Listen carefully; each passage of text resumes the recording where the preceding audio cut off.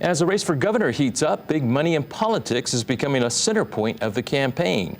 KITV4's Tom George explains how one candidate is using public money in hopes of shaking up the race. Tom. Well, Rick, with Congressman Kai Kahele jumping into the race, his slogan, "Hawaii is not for sale," that's the message he's trying to drive home, using that message by using public financing for his campaign. And while that might make him the underdog, he hopes it'll set an example. While running for Congress 2 years ago, Kai Kahele took major contributions from the aviation industry and unions. I'm not saying I wasn't part of the problem. I was part of the problem.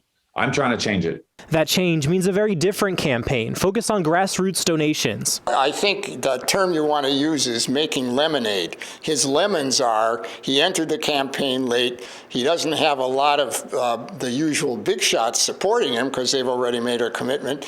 Time is running out, and he doesn't have much money.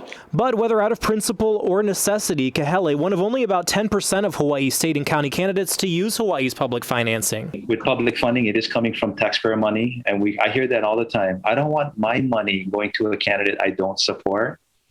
So our program is a partial program. The challenge is having to raise $100,000 from small donations, individual donors from Hawaii. From there, the state would match up to $208,000 for a total of $416,000. In response, Josh Green's campaign, which currently has a lot of union support, says, quote, "Our campaign is proud we don't have to use taxpayer dollars to finance our campaign due to the generosity of our community and supporters." Vicky Cayetano, meanwhile, says while not using public funds either, she also wants to see changes to money in politics. Because I think it is important, if you want to have candidates from other backgrounds and experiences, you need to level the playing field.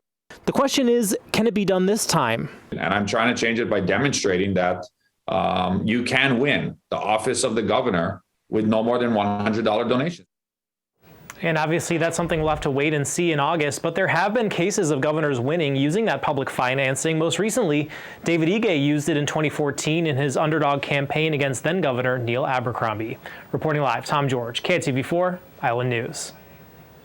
You can find a full list of Hawaii's gubernatorial candidates on our website, KITV.com. Just search Governor and stay with KITV4 on air, online, and across all social media platforms throughout this election season to get the latest updates on all races.